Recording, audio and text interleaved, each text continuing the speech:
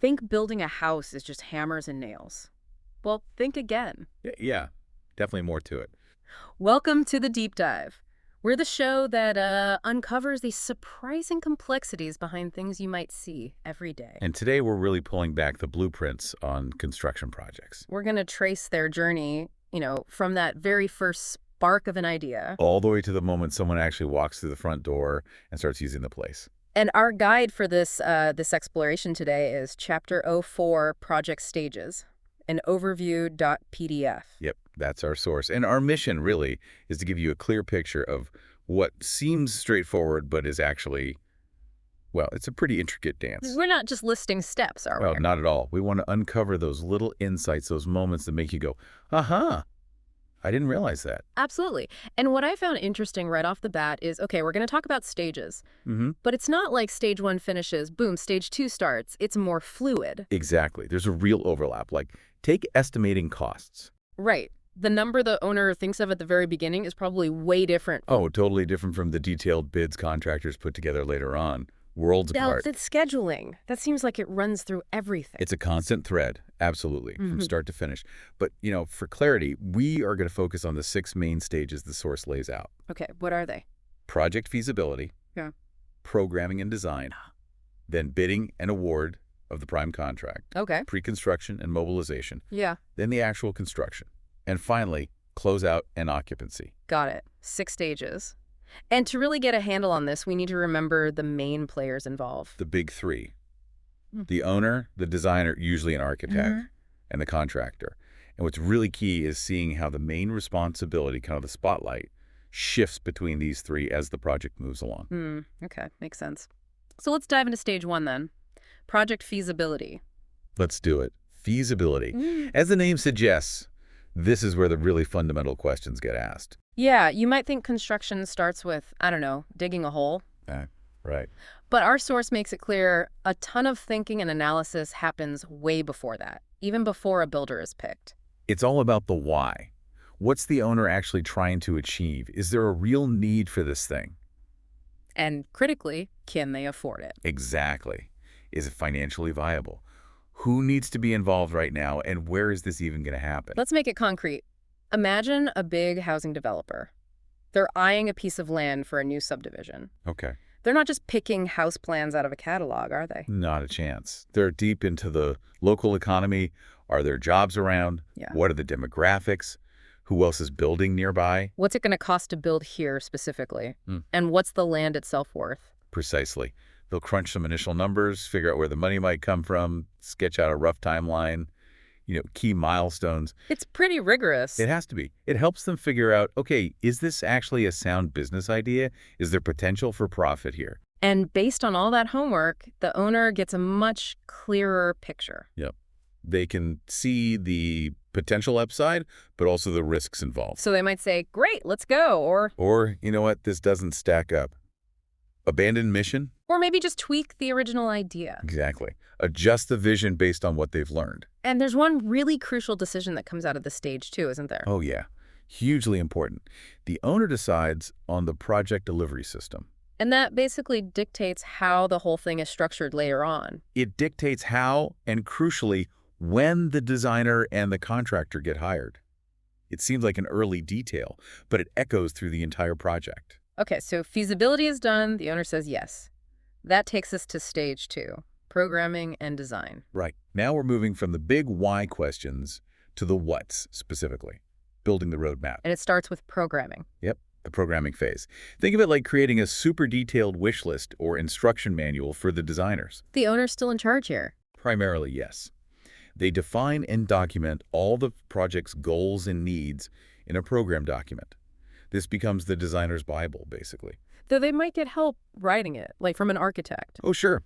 They might hire consultants, architects, specialists to help them really nail down and articulate what they need. So what kind of stuff goes into this program? How detailed are we talking? It can be pretty detailed. Everything from, how big each room needs to be and what it's used for, to the overall look and feel the owner wants. Aesthetics, okay. Yeah. The source gives an example for a house. Maybe a 2,000 square foot single-story ranch. Specific. Right. And maybe it needs to be energy efficient, have lots of light, good ventilation, maybe direct access from the carport to the kitchen, Practical things. and deck access from the kitchen or dining area. Little details like that. That seems clear enough for a house, but I imagine for something like a hospital. Wow. Oh, absolutely. The program for a big, complex building, hospital, lab, university building could be massive.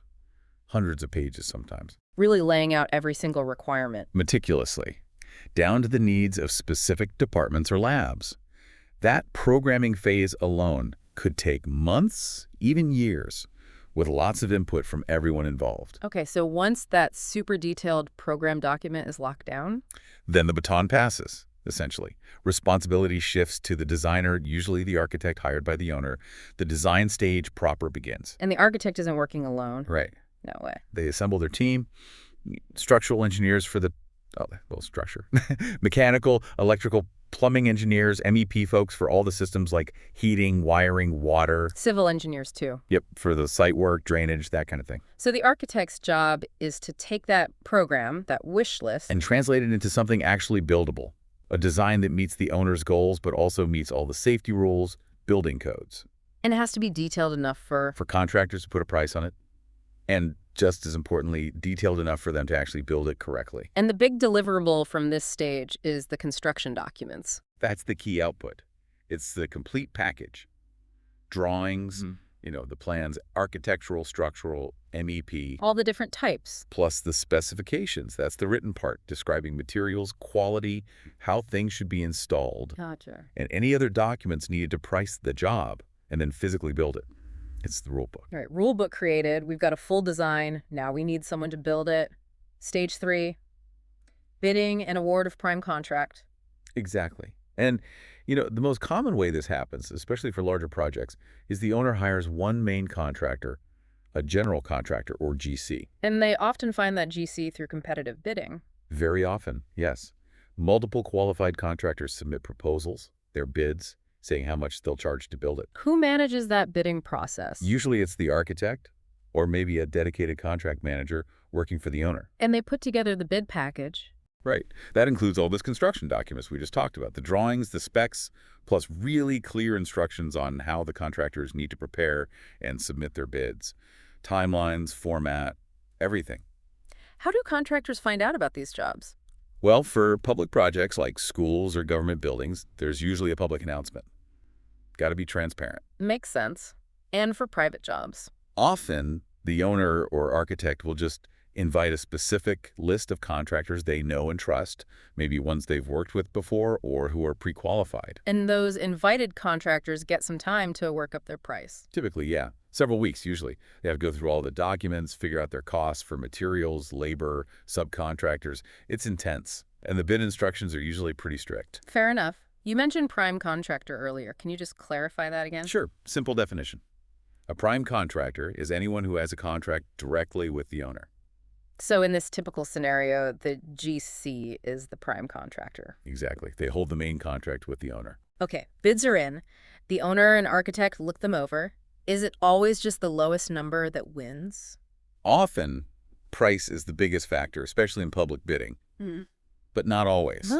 They'll definitely analyze the costs, but they might also weigh the contractor's experience, their reputation, their team, maybe their proposed schedule. So it's a considered decision. It should be. Yeah. Then they pick the winner, and the owner and that chosen contractor sign the formal construction contract, that whole selection and hiring process. Yeah. That's often called awarding the job or procurement.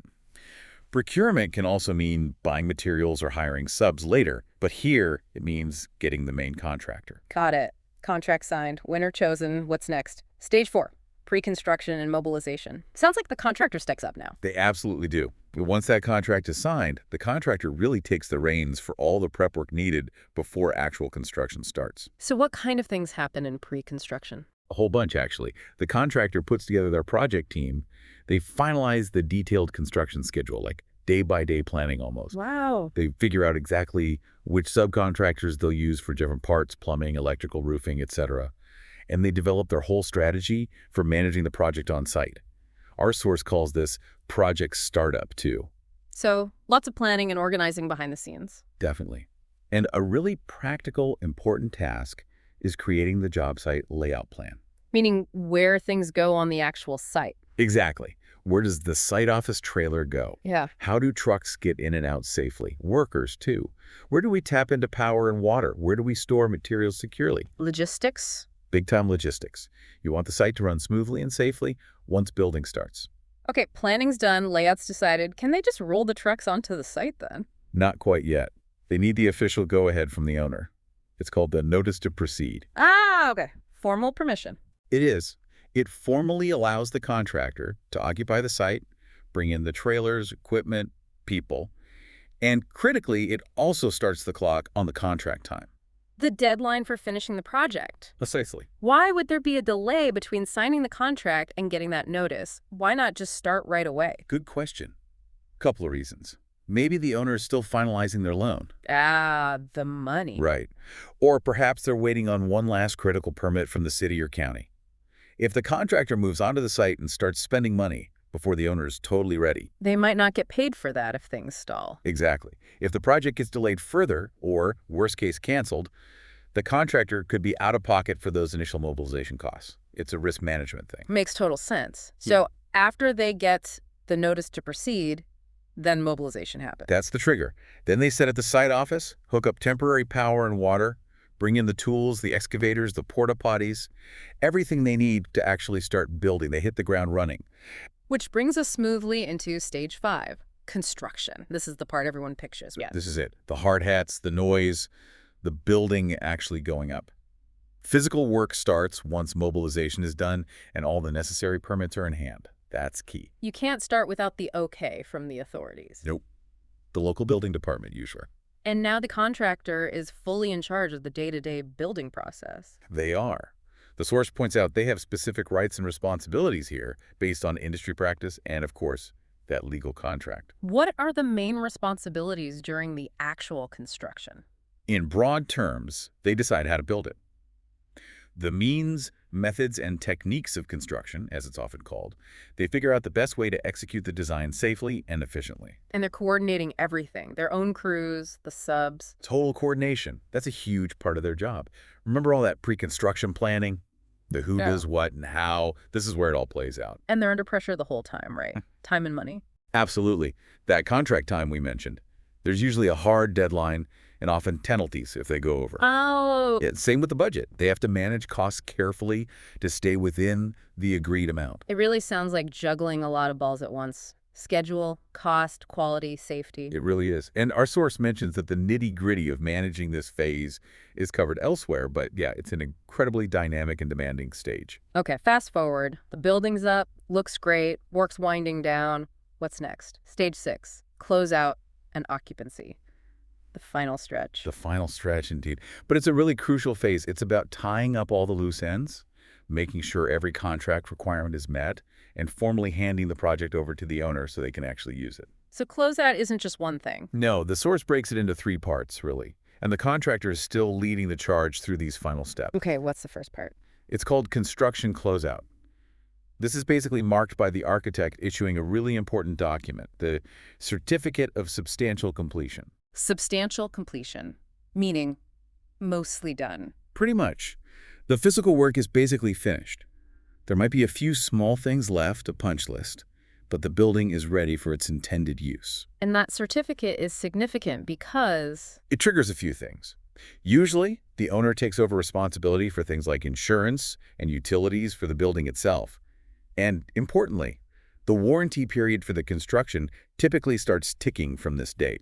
Okay, substantially complete. But that doesn't mean the owner can just move everyone in the next day, does it? Correct. That requires a different certificate. You need the Certificate of Occupancy, or CO. And that comes from? From the authority having jurisdiction, usually the local building department again.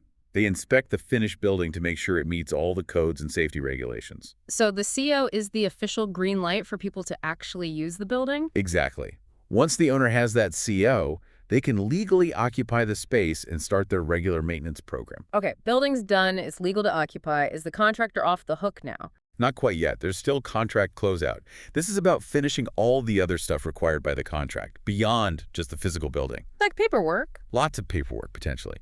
Submitting final as-built drawings showing any changes made during construction, providing operation and maintenance manuals for equipment. Like the fancy HVAC system? Right. Scare parts, Maybe even training the owner's maintenance staff. And if it's a green building project, aiming for certification, like LED. Yeah. There's a ton of documentation about energy performance, materials used, water efficiency, all that stuff that needs to be submitted. Wow. Okay. And what if something goes wrong after the owner moves in? A leaky pipe, a faulty fixture? That's where the correction period comes in. It's typically 1 year. Standard. Pretty standard, yeah. Yeah. Sometimes it's even required by law. During that year, the contractor has to come back and fix any deficiencies that pop up or weren't caught earlier. Beyond that, there are warranties too, right? Definitely. Warranties from the subcontractors who did specific work and from the manufacturers of products. Think roofing materials, windows, appliances. Sometimes there are extended warranties on major systems too. And during this time, the owner is using and maintaining the building. Yep. Full responsibility for day-to-day operation and upkeep rests with the owner now. Okay, that covers the owner handover. Is there one last bit to close out? There is. It's the contractor's closeout. This is more internal for the construction company. Like a postmortem. Kinda, yeah. Yeah. They'll do a post-job review. How did we do on the budget? Did we meet the schedule? What worked well? What didn't? What can we learn for next time? Continuous improvement. Exactly. Refining their own processes. So, wow. We've gone from that very first what-if idea through feasibility, design, bidding, building, and all the way to the owner using the space and the contractor reviewing the job. Quite the journey. It's definitely way more involved than just the part you see happening on the construction site. It really is. What looks like just building something is actually this incredibly systematic, coordinated process. Stage by stage, with responsibility shifting, different players taking the lead. It's complex. Makes you appreciate all the moving parts, doesn't it? The expertise needed for even a seemingly simple building. Absolutely. It does leave me thinking, though, with everything changing so fast, technology, specialization in the industry, how are these traditional stages holding up? That's a great question. Are they getting blurred? Are new roles emerging? Or are the old roles of owner, designer, contractor evolving in big ways? That's definitely something worth pondering. Perhaps you listening could think about how these stages might apply differently to various project types you see around you. Or even how elements of this process might relate to complex projects in your own work or life. Good thought. Well, thanks for joining us for this deep dive into the stages of construction. Been fascinating. Until our next exploration, keep looking beneath the surface.